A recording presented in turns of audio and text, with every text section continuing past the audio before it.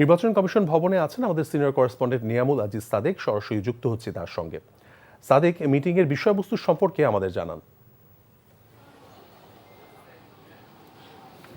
তৌফিক, আপনি যেমনটি জানিয়েছিলেন যে সকালবেলা যে তিন বাহিনীর প্রধানদের সাথে যে বৈঠকটি শেষ হয়েছে, পরবর্তীতে আমরা দেখেছি যে অন্যান্য বাহিনী, বিশেষ করে পুলিশ, বিজিবি, র্যাব, আনসার এবং অন্যান্য যে বাহিনী আছে, এর পাশাপাশি গোয়েন্দা সংস্থা, সিআইডি, এনএসআই, যারা আছে তাদের ঊর্ধ্বতন কর্মকর্তাদের সাথে আজকে একসাথে বৈঠক হয়েছে এবং এই বৈঠক প্রায় শেষের দিকে আমরা যতটুকু জানতে পেরেছি, এর এজেন্ডা হচ্ছে যে আগামী যে সংসদ নির্বাচন, যেটি আপনি জানেন যে 12 ফেব্রুয়ারি হবে, সেটিকে সুষ্ঠু এবং সফলভাবে করার জন্য তাদেরকে অলরেডি আপনি জানেন যে সেনাবাহিনীকে ম্যাজিস্ট্রেসি পাওয়ার দেওয়া হয়েছে এবং সেনা, নৌ এবং বিমান বাহিনী তারা কিন্তু আইন শৃঙ্খলা বাহিনী হিসেবে মাঠ পর্যায়ে কাজ করতে পারবে।